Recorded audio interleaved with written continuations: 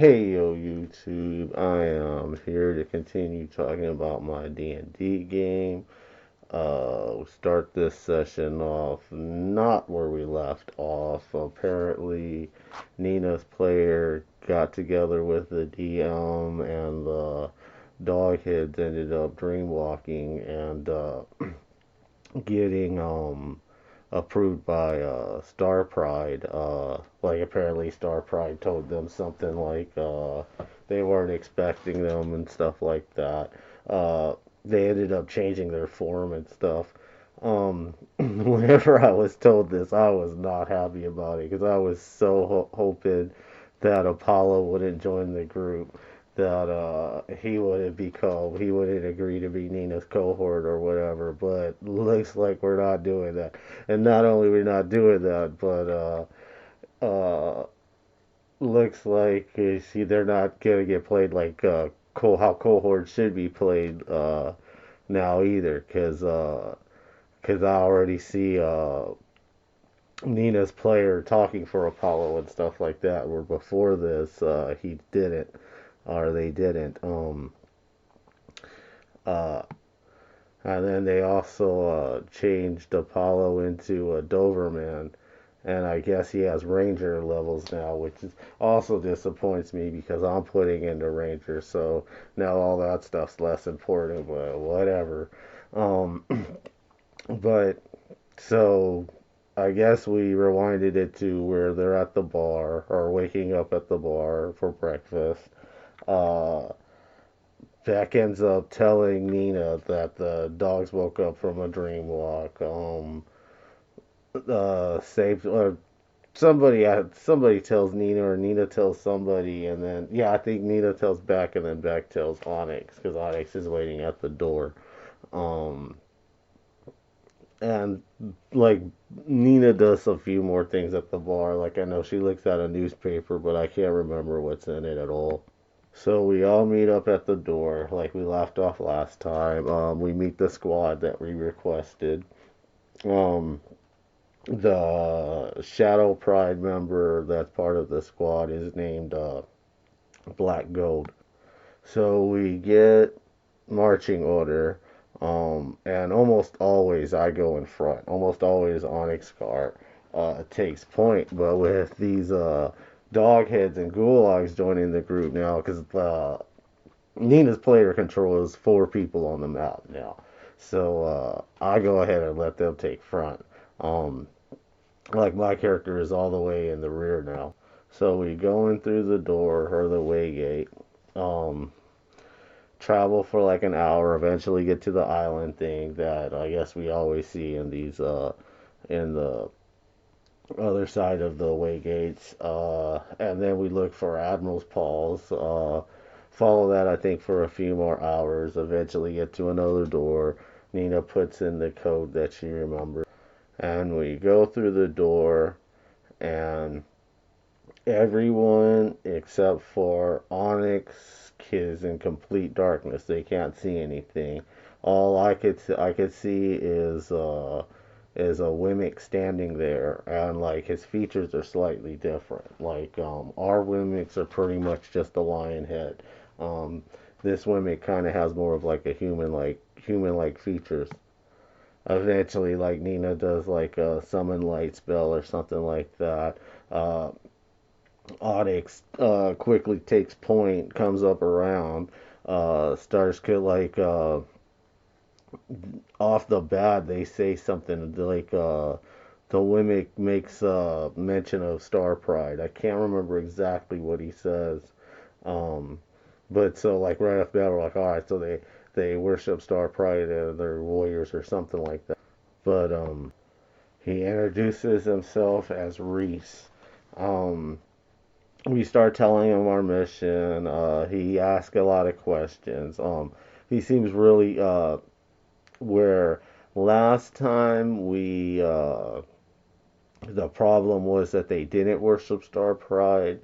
This group seems to be the opposite. Is that they seem incredibly fanatical uh, to a point. Uh, and like almost everything we say, they're like blasphemy, or one of them in particular, the one of them that because we see more of them in the group as we go in further and light up more things. We see there's a handful of them, and one of them next to him, like almost everything we say, he goes blasphemy. Eventually, I do ask them like if they have a star and if they have a medicine cat and stuff like that. And I do kind of ask him at one point, well, like, what is his rank? And he, because like whenever I say I'm a warrior, he says that they're guardians. He like I think he asked me first, am I a guardian? And I say no, I'm a warrior. Um, and and so he agrees it's to take us to. He says take us to their city and he because like we have 6 humans on our squad with us besides our group, and he says that we could the humans that are or the 2 legs that are part of our group, since they've been blessed by star pride, it's okay if they go through the gate or on this land around the door, but the humans can't, or the regular humans can't. At first, they tell us that they have to wait on the other side of the door. We're like, well, we don't know how safe that is, and they're like, we don't know how safe that is either, because they haven't had an open door in probably as long as they can remember. Eventually, we talk them into letting the squad camp outside of the barrier of the door, the lands.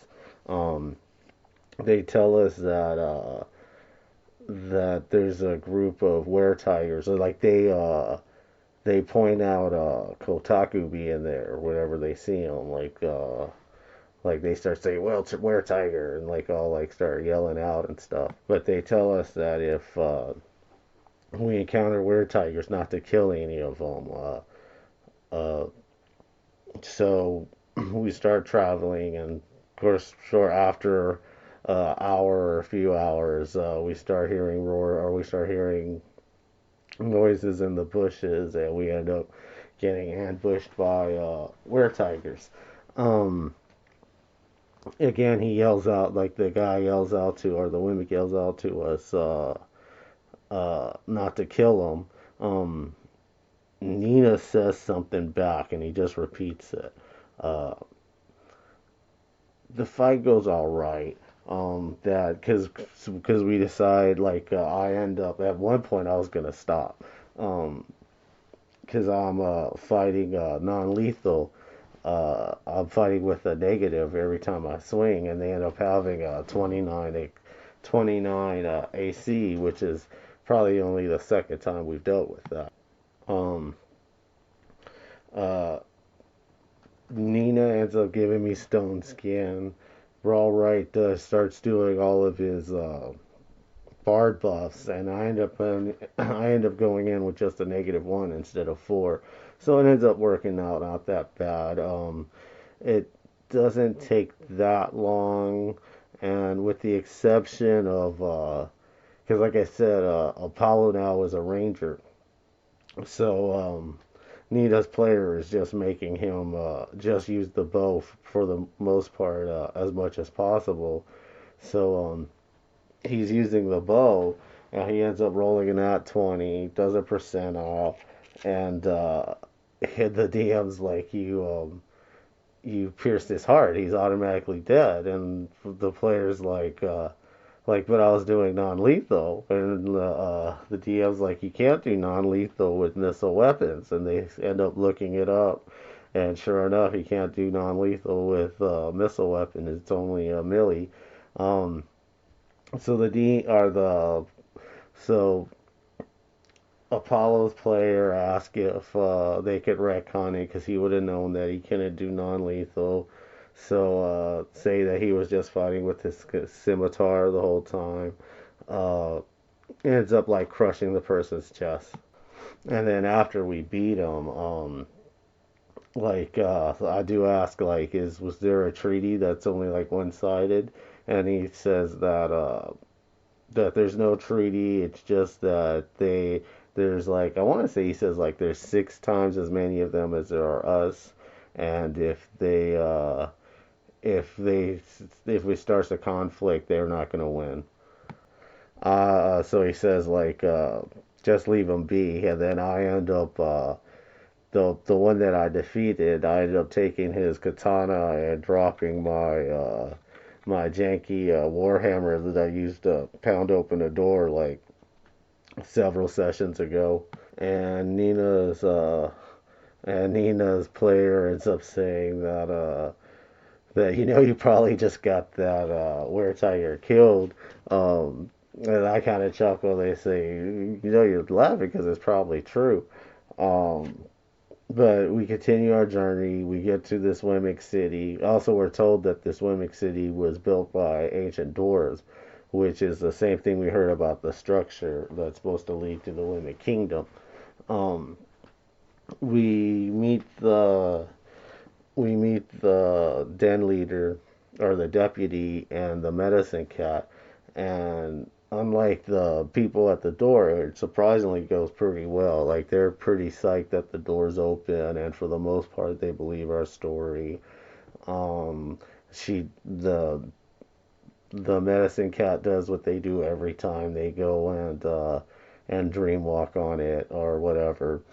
And then the next morning they say that they agree with us. We kind of studied the city a little bit, started looking at the ruins.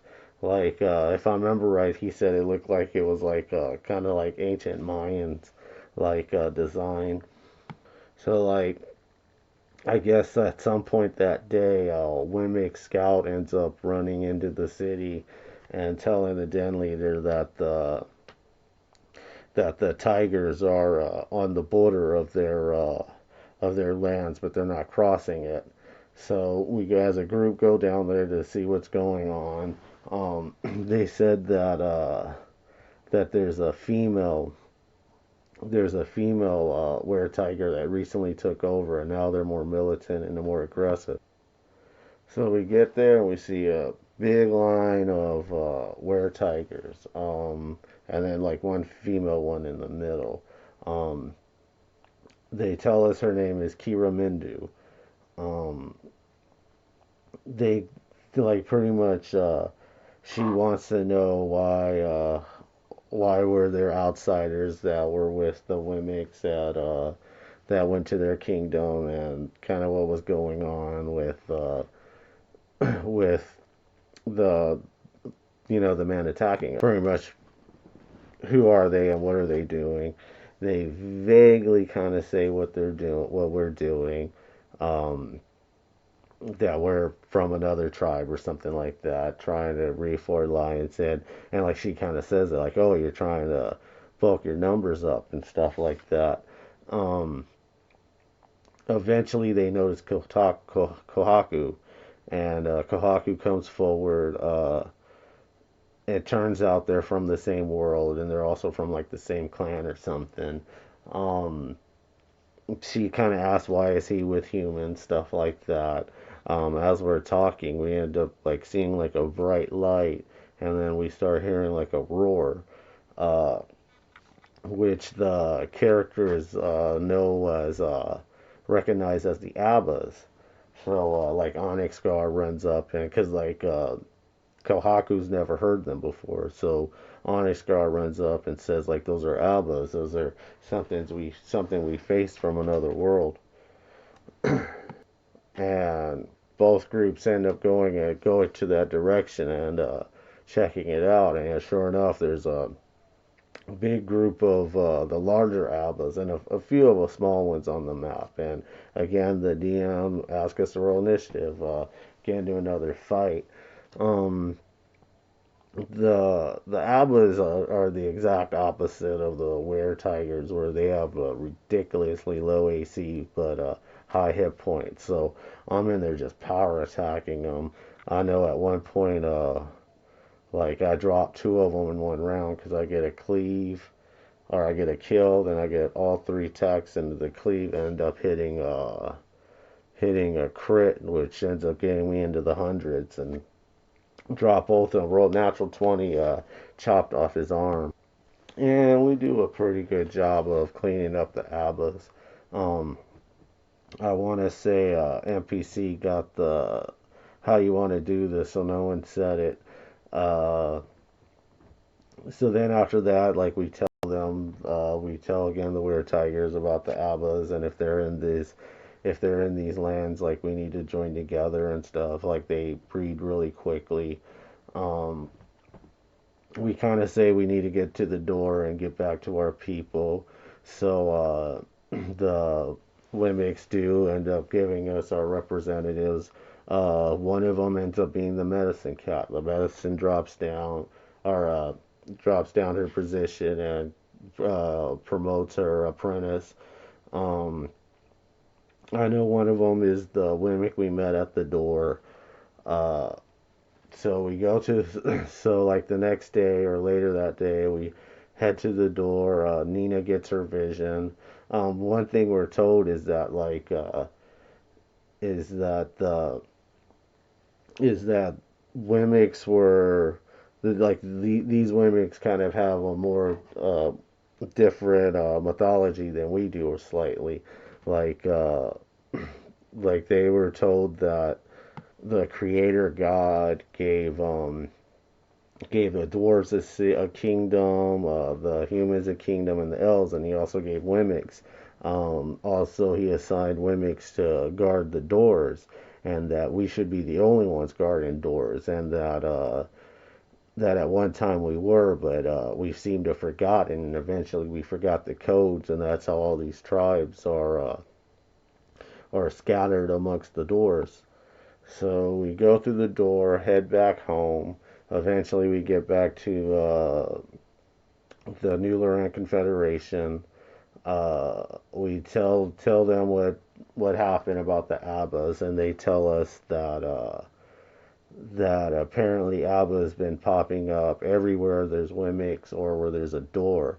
Um, Nina's like, this is 100% because we're getting farther in our mission. Like something's trying to stop us. And I'm like, it could be the smart Wemic we let go home. And they're like, no, there's no way. I think they would do that. I didn't say it, but I'm thinking, um, yeah, but maybe someone's controlling them or something. Maybe they told someone where our home is, and maybe they want to do this. And more or less, that's where the DM stops it. Um, Future predictions, where we're at. I asked the DM if I could have, if me and him could get together this week and try and make up the 700 experience I'm down from dying. If we do that, I'm guessing he's just going to make me kill some Abbas like last time. As for continuing the mission, we're probably going to go to the Amazon's place.